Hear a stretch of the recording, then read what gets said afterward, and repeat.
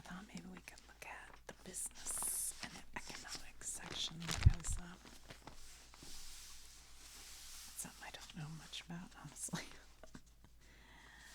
But maybe I do now that absenteeism, habitual absence from work, accounting, American Stock Exchange, the second largest stock exchange in the United States after the New York Stock Exchange. Okay. The American Stock Exchange is in New York City. Why are there two? Why is there a New York and an American? Let's look up the New York Stock Exchange.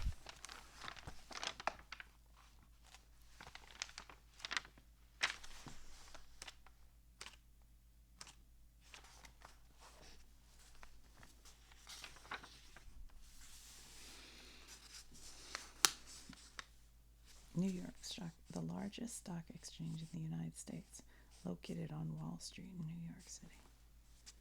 That didn't tell me much. I was just there, I don't know, a couple months ago, and I remember you used to be able to go and walk along Wall Street, and you could see the bowl. They have the bowl there. Take a picture with it. And I don't know if it's because of Instagram or what, but they had a fence around the bowl, and people were lining up to take a picture with the bowl. But the weird part was there was a line in the front and a line at the back. And I'm like, what are people doing? And they were lining up to take a picture with the bowl's balls. I did not do that. I did not wait in that line. I thought it was interesting. All right, let's see. Assembly line, a line of factory workers and equipment along with a product being assembled passes consecutively from operation to operation until completed. Yeah, that was, I think, originally started by Henry Ford at Ford Motor Company. Bilateralism, trade dealings between two countries. The big three. In America, automobile industry, the three largest manufacturers, General Motors, Ford, and Chrysler. I don't think Chrysler is even owned by, it's not even called Chrysler anymore, is it? Isn't it called, I don't even know. It's owned by another. Ford is still American. I don't know if General Motors is anymore. Sold, weren't they? Bottleneck. The point at which an industry or economic system has to slow its growth because one or more of its components cannot keep up with demand. I wonder what an example of that is. Industry or economic has to slow its growth because one or more of its components, probably like, I don't know why I thought of this, but you know, that diabetes, Ozempic, that's now become the hot diet drug and they can't keep up with it. Maybe that would be considered that, I don't know. A bank run, the concerted action of depositors who try to withdraw their money from a bank because they fear the bank will fail. And then you have a run on the bank. Yep. Affluent society. A society in which scarcity of resources is not the predominant condition, and a general level of economic well-being has been achieved by most members of society. The term was made current by John Kenneth Galbraith in The Affluent Society, 1958, which described conditions in the United States after World War II. This book is from the 1990s, so keep that in mind. A lot of these things, I don't know, could be way outdated. I'm not abreast of economic theory or anything. Conventional economic theory is based on the assumption that resources are scarce. Therefore, it makes increasing production in the private sector and limiting interference and regulation from the government a priority. In Galbraith's affluent society, this priority is misplaced because scarcity is not predominant. Okay. Agribusiness, the part of the economy devoted to the production, processing, and distribution of food, including the financial institutions that fund these activities. Here's a word I see. Sorry, I thought there was an L in there. The way they have it is amortization. Amortization. A term that refers either to the gradual paying off of debt in regular installments over a period of time, or to the depreciation of the book value of an asset over a period of time. Or to the depreciation of the book value. Annuity, a sum of money payable yearly or at regular intervals. Many people's retirement funds are set up to be paid in annuities. Blue chip stock, a term used to describe stocks of high quality, financially sound corporations.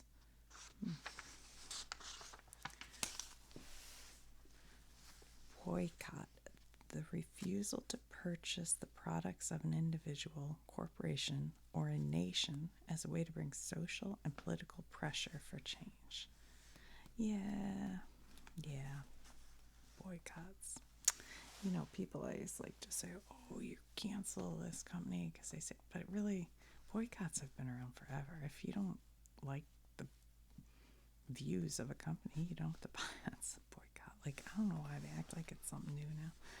Andrew Carnegie, or also known as Carnegie if you're from Pittsburgh, an American industrial leader of the late 19th and early 20th centuries.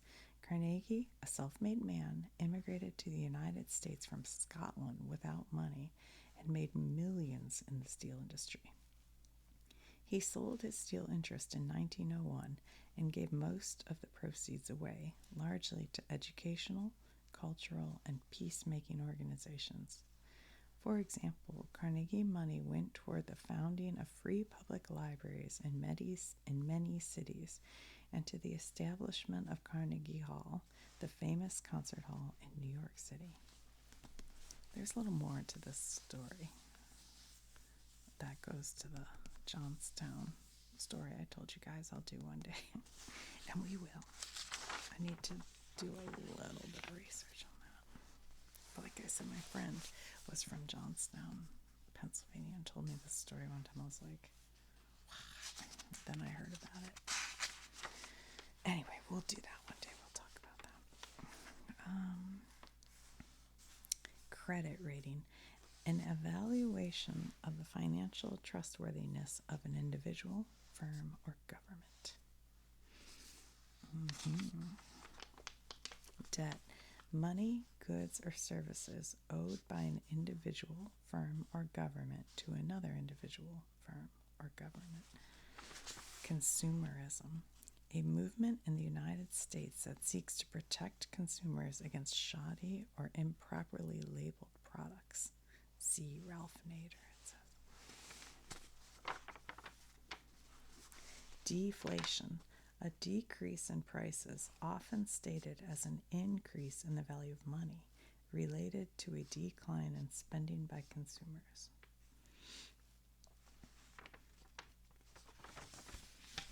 What is this picture?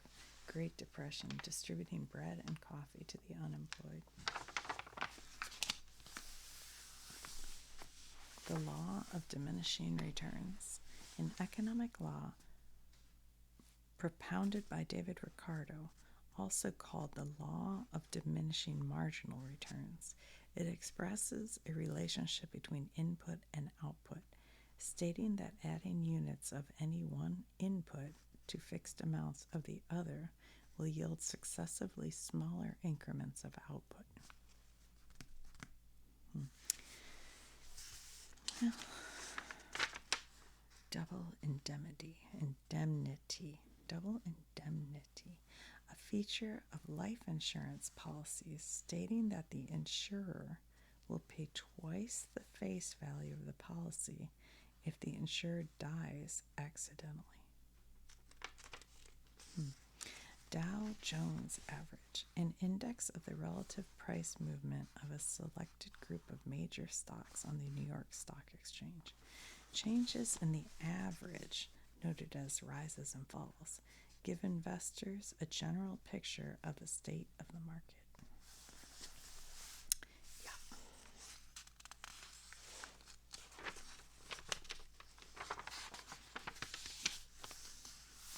There's Henry Ford. Henry Ford, Thomas Edison, and John Burroughs. Oh, they're in the back of the car. I didn't even see them. In a Model T Ford in 1914 from the collection of the Henry Ford Museum in Greenfield Village. Yeah, if you're ever in the Detroit area, there is a Henry Ford Museum in Greenfield Village. And at Greenfield Village, Ford bought all these buildings that could have just been knocked down, or they could have stayed there and been museums where they were, but we'll assume they were going to be knocked down. And he bought them up and put them at Greenfield Village. So you can walk around this village and see like Thomas Edison's studio where he figured out electricity, and I don't know, like an old schoolhouse, and I think something of Benjamin Franklin's. I can't remember what all's there, but it is pretty interesting. And then in the museum, they have like old trains, and it's pretty cool to go to with kids. Hidden unemployment. The unemployment or underemployment of workers that is not reflected in official unemployment statistics because of the way they are compiled. Only those who have no work and are actively looking for work are counted as unemployed. Those who have given up looking, those who are working less than they would like, and those who work at jobs in which their skills are underutilized are not officially counted among the unemployed, though in a sense they are. These groups constitute hidden unemployment. Yeah, I guess if like you have a degree in something, or you're certified to do a certain kind of work, but you can't find that job, so you're taking a job just working as a cashier or something just to make ends meet, you're unemployed kind of technically, but not technically. So that makes sense. The Icoca giving the thumbs up to reporters after announcing that Chrysler's 1984 profits were $2.4 billion. Lee Iacocca was the CEO or president of Chrysler. I don't know why, but when I was in high school, in the summertime, on my own free will, I read his book. And he designed the Mustang. He's kind of an interesting guy. Yeah. Lee Iacocca, an American businessman of the 20th century, the son of Italian immigrants. He worked his way up to the top of Ford Motor Company, where I think that's when I thought he designed the Mustang, but then later rescued Chrysler Corporation from financial collapse. He wrote a best-selling autobiography. Yeah, I read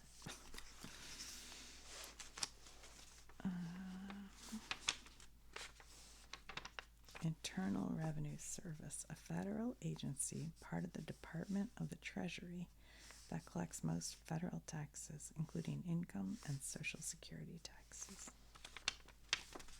Laissez-faire, French for let people do as they choose. I thought it was French for hands off, but okay. It describes a system or point of view that opposes regulation or interference by the government in economic affairs beyond the minimum necessary to allow the free enterprise system to operate according to its own laws. I'll tell you, it's a tough one because, there can't be too many laws on business, but then again, if you just let business do whatever, they pollute the waters, do whatever's cheapest. So it's a tricky situation, isn't it? Karl Marx. Ooh, that guy's got some hair, man.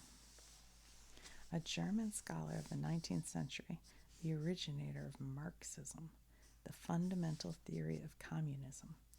Marx viewed political, social, and economic reality as based in the class struggle and predicted that capitalism would destroy itself. With the downfall of capitalism, the workers of the proletariat would come to power and begin a new age free of economic exploitation. Much of Marx's work, including the Communist Manifesto and Das Kapital, were done with Friedrich Engels.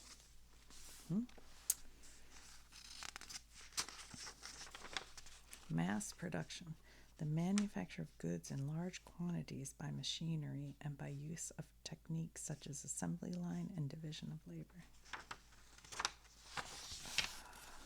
Ralph Nader, he was around so much during the 70s. He's an interesting guy. I'm sure that the car companies hated him. Ralph Nader, an American lawyer of the 20th century and a leading advocate for consumers. Nader became prominent in the 1960s with his book Unsafe at Any Speed, accusing the automobile industry of producing dangerous cars. Later, Nader attacked unsanitary conditions in the meatpacking industry and called for more attention to railroad and airline safety. Nader has been known for his focus on immediate and concrete concerns rather than on calls for basic changes in the ways in which business is conducted. Nader's assistants, often university students, are known as Nader's Raiders. Interesting. Yeah, I used to hear a lot. I think he fought for like seat belts and to get rid of, I mean, I could be wrong about this, but it seems to me like, and like getting rid of those metal knobs on cars because they'd shoot into people's heads. Is that right? And airbags, things like that. Maybe I'm wrong about that. Maybe I have to read up on him some more. I just remember, I was a kid, so. Pension. Payments made to retired persons either by the government or by a former employer. I wish I had one of those. I do not. That would be nice. Like all the old people I know are all living off their pensions. Back in the old days. John D. Rockefeller. Oh boy. It looks like fun. John D. Rockefeller, an American businessman of the late 19th and early 20th century, a founder of the Standard Oil Company. Rockefeller was the richest man in the world at his retirement and was noted for founding many charitable organizations. I tell you, if you're curious about like him and Carnegie, there's a show called The Men, I think it was called The Men Who Made America or something like that. It was pretty interesting.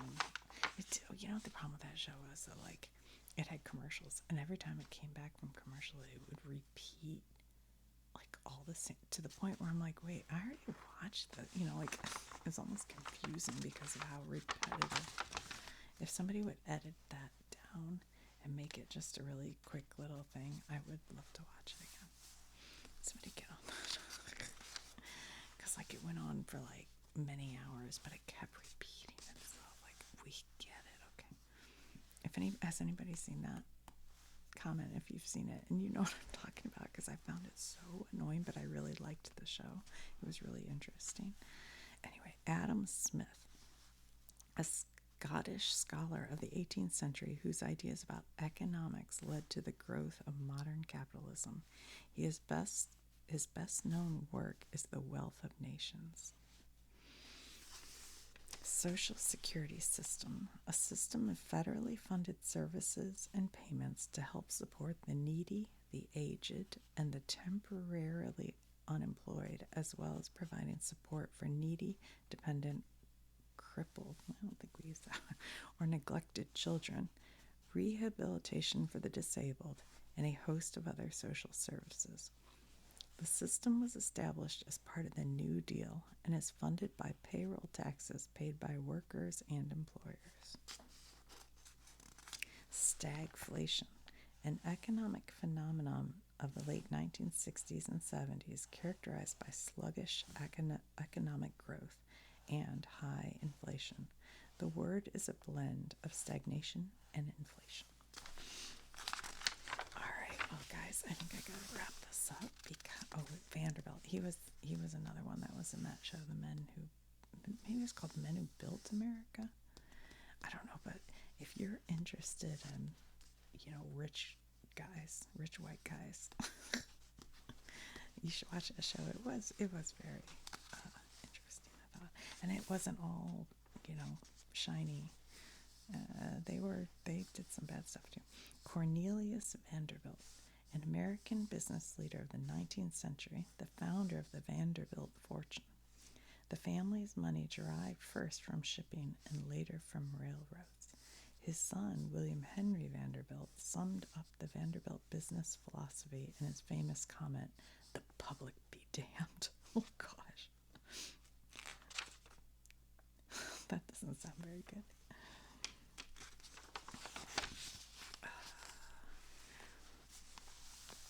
Zoning, the establishment by local governments of districts that are restricted to various types of manufacturing, commercial, or residential use. Withholding tax, the tax withheld or deducted directly from one's paycheck. Yield, the profit obtained from an investment, is your yield. You guys, physical and science, mathematics. Boy, you never know what you'll find in here. Ooh, weather. I do like weather. Animals. What is that? Acupuncture. Oh, medicine and health. I need to find a really old, medicine health book because sometimes they have interesting